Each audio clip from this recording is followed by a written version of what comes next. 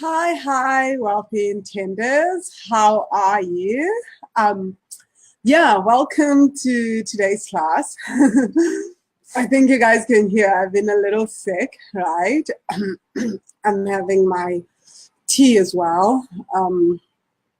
It's been a rough few days. I broke my toe, toe on my left side. It's covered in plaster. I'm looking at it now. Well, not in plaster. It's covered in this little never mind. It's a little bandage. They can't plaster the toe. You know what I mean? Like they can't have a cast for it or anything. So and then I got sick the very next day. So I think when my I think when I broke my toe, it was a sign from the universe that I should slow down and sleep. And I was really, really tired on Friday. I was mad exhausted. But I was like, no, I'm going to continue. I'm just going to ignore this. I'm going to cycle around Da Nang. I'm going to do the most, And then I got sick, which again is a sign that you should always listen to your body. So it's a sign that you should always listen to your body, which I obviously didn't. But you guys can see the painting at the back, right? Like I'm living in this little art house. It's called New Space Arts Home. Basically, I just wanted to not have room service in a hotel because room service and rushing to open the doors what broke my freaking toe.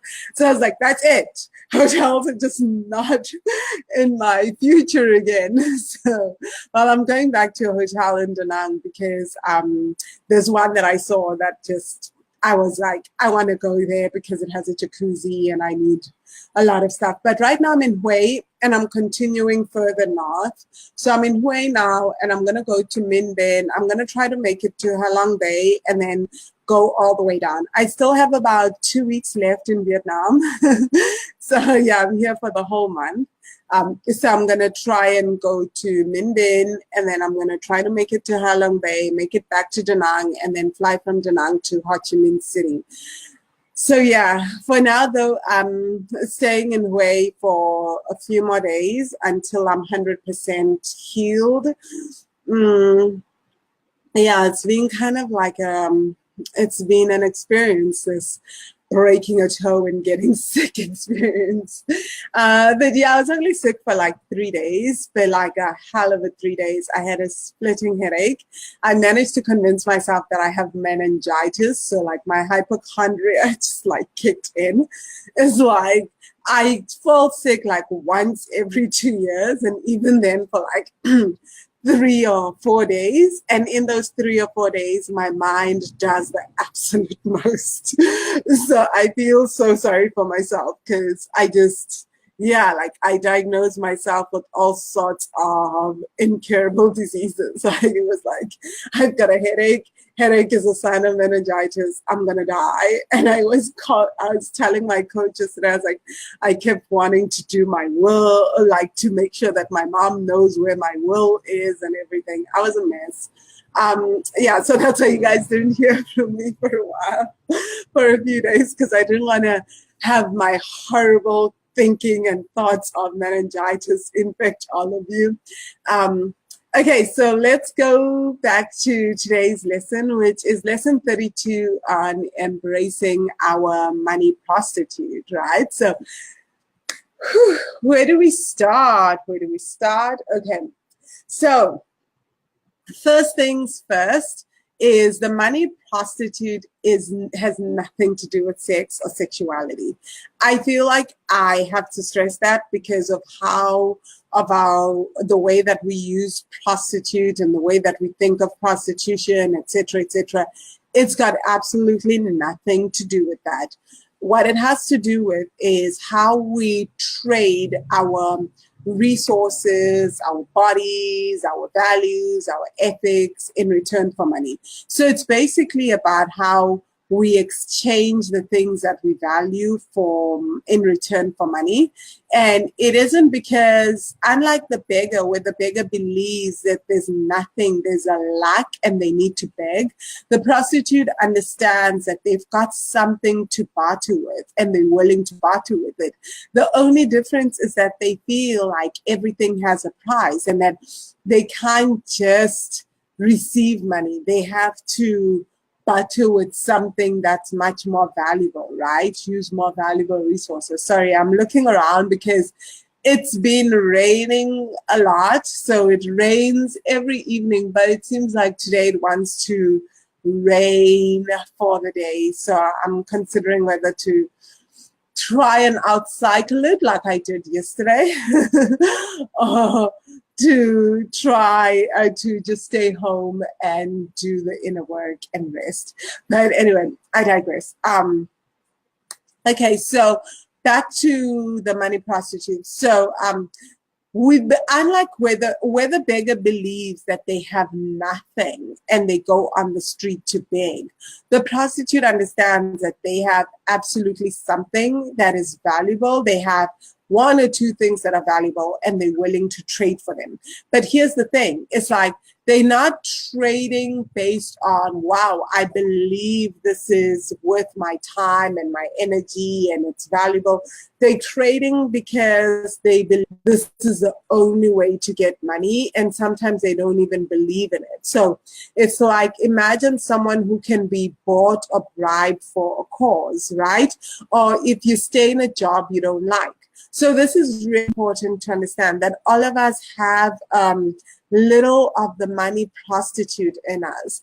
And there's no, I want to say there's no shame in that, you know, because we've made it such a big and shameful thing in our world to be considered a money prostitute. But I'm going to explain the shadow and the golden shadow, right? So the shadow aspect of the money prostitute is that when we're in the shadow of the money prostitute, or the prostitute archetype in general, is that we're actually trading on our skills, we're trading on our ethics, we're trading on our values, we're trading on our belief systems, right? And often we stay in jobs we don't like because of the money. And if we're doing that, that means that we're operating from the money prostitute, right? Because we're in jobs that we don't like.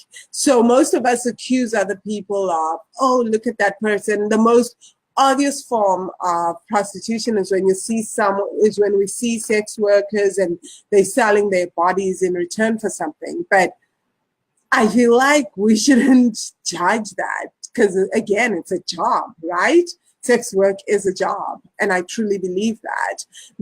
Yeah, I have like a story as to how I got to believe that, because when I was in my teens and I did my many runaway stunts, actually, sex workers took me in when I ran away from home for the first time, and they looked after me for like 2 weeks. So yeah, I mean, I experienced, and I lived in a brothel house and was able to see a lot of what goes on behind the scenes in terms of sex work. But that's a story for another day.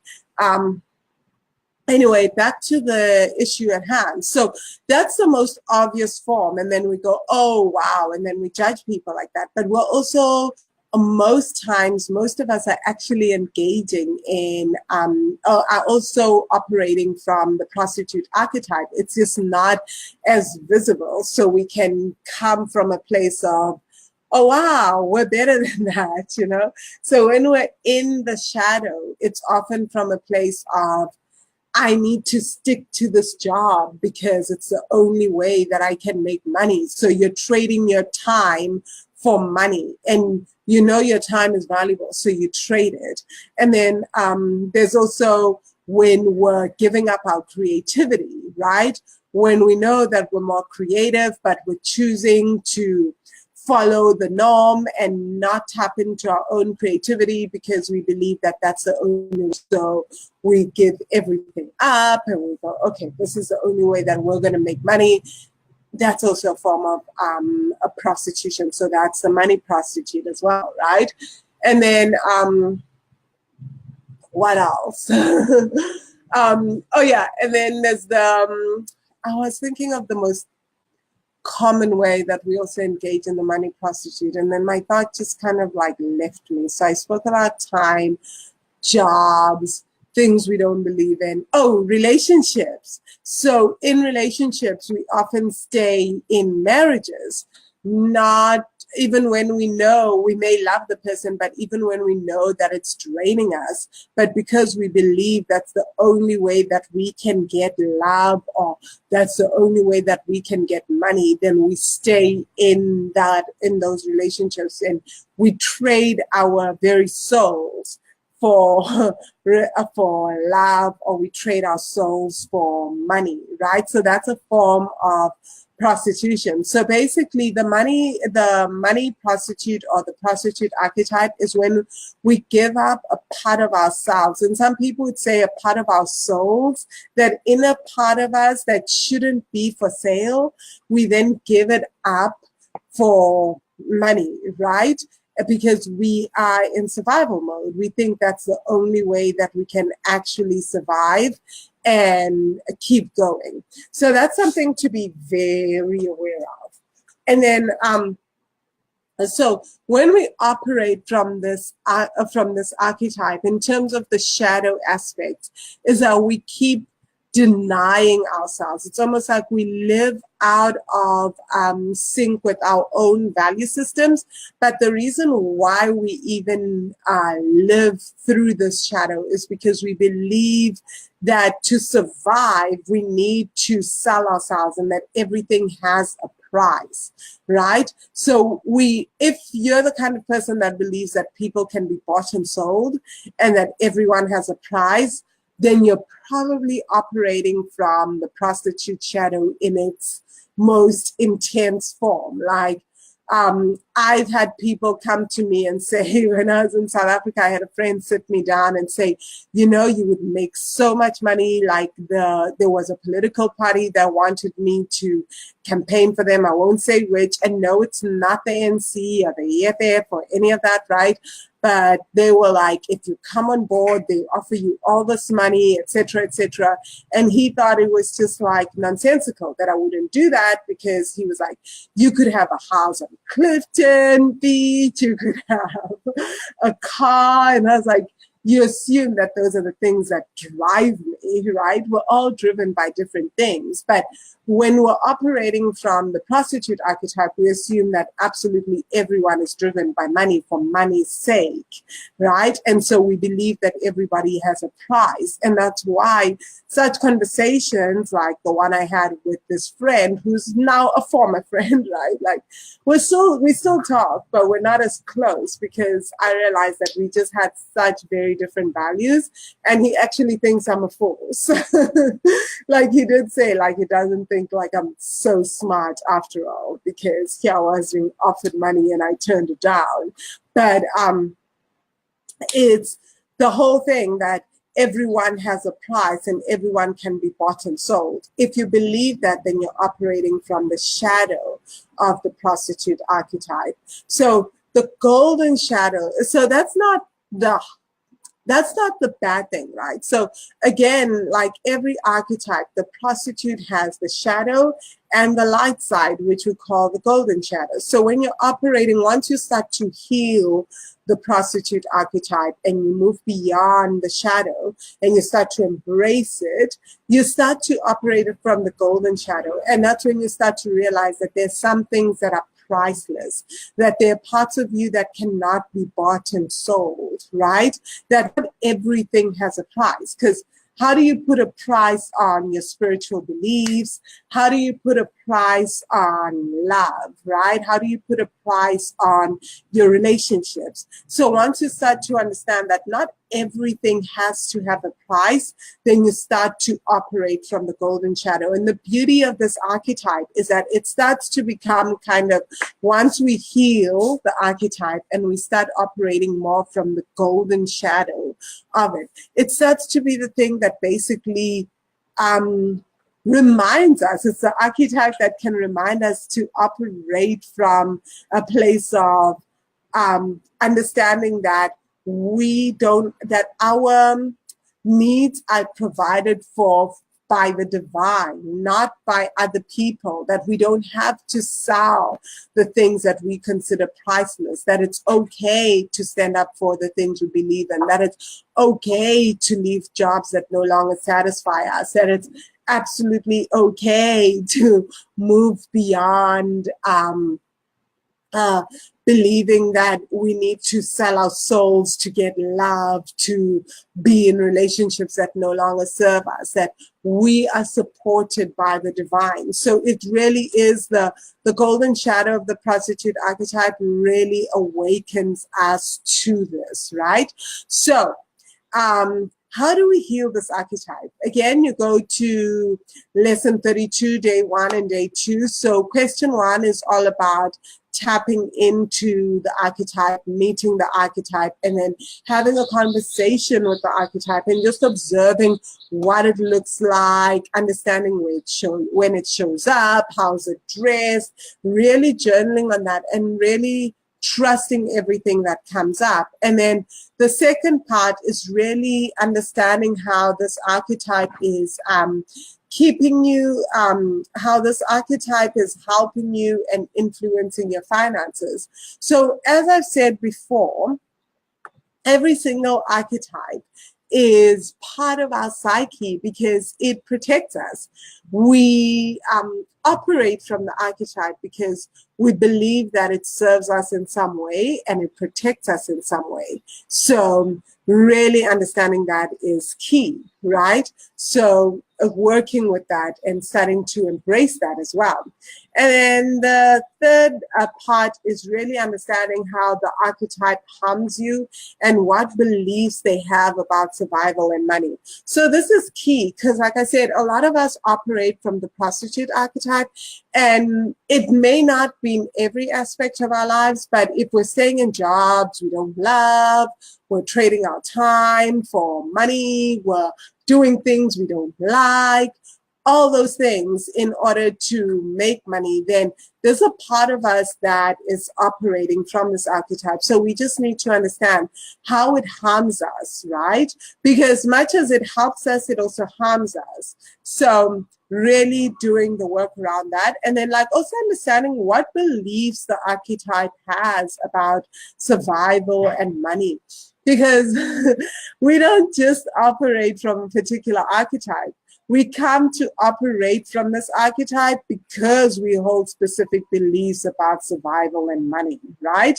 And then the fourth part is, how can I use, is to really work with this archetype by just asking it, how can I use your knowledge and your understanding of human nature and survival to reach my financial goals? So here's the cool thing. Every archetype, like I said, has a positive and a negative. But the great thing about the prostitute archetype is that it has an ingrained understanding of human nature, that there's some things that people are willing to pay for and how they pay for them and when they pay for them. And yeah, that's like very powerful and very scary, right? But let's say you're wanting to really understand human nature on a deeper level because you want to launch a product and you want to understand what it is that moves humans to spend money. You can literally tap into this archetype and start to work with it, right? And also like the knowledge that this archetype has about the divine and the limitations that we've placed on the divine, it can help us heal all that, right? So then day 3 is all about looking at all the answers that you wrote down from day 1 and day 2 and identifying all the limiting beliefs, right? Then on day 4 and day 5 of the exercise, I want you guys to do the usual questions, which is just going through all the beliefs and questioning them, right? The thoughts and the beliefs and questioning them so that you start to heal them. And then on the final day, I ask you to list 20 things that show you that you are supported and that life is unfolding as it should in your life. And again, this is not one of those, oh, like this is just what's happening. It's about really feeling it, because sometimes we just say, okay, I'm supposed to feel grateful because ABCD is happening. But that's not how life works, right? It's about really understand. Don't write it down, even though it's something has happened and everyone's like, oh my God, that's an amazing thing that's happened. But to you, it's like, oh, this is so not amazing. It's far from amazing. Then don't write it down, right? It's not part of the process. It's not relevant. Only write down the things that you see as, yes, this is a fact that I'm supported by the divine. Okay, so I really hope this helps. Let me know your thoughts on the lessons, right? I think we only have one more shadow around money to explore, and we'll explore that, I don't know, probably in November. But right now we've gone through a lot of the common archetypes, at least what I call the most common archetypes that I've encountered as I coach people. And I wanted to leave out the money prostitute, but then I realized that a lot of us do kind of do a lot of things where not pursuing our creative goals or not pursuing our creative dreams. We're not doing the work that we want to do. We're staying in jobs that drain us and sticking with bosses that are toxic for our own well-being, all sticking with clients we don't enjoy, students we don't maybe like that much because we feel like we need to, because we feel this is the only way that we can do business or that we can make money in a job, because it's all about survival, right?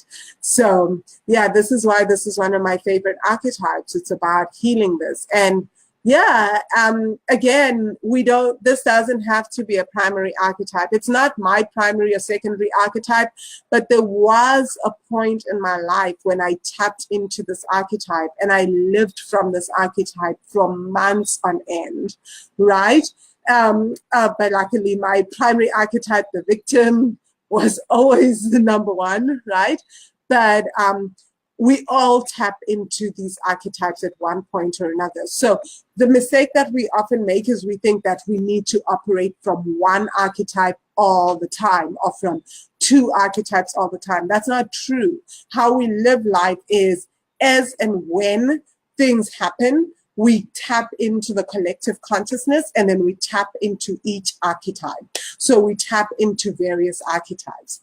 Anyway, I'll see you guys next week. Let's have a conversation about the prostitute archetype. Like I said, at one point, I lived from this archetype for months on end. It was my primary archetype for a few months because I was in such deep, deep survival mode. So I went from the beggar to the prostitute archetype, back to the victim, and my secondary archetype of the martyr and all that. So yeah, it's like, I love archetypes because as you heal them, you start to work with them and they start to reveal so much to you. So I had to embrace this archetype to be just like, oh yeah, I remember what it's like to operate from a place of I'm supported by the divine, so whatever.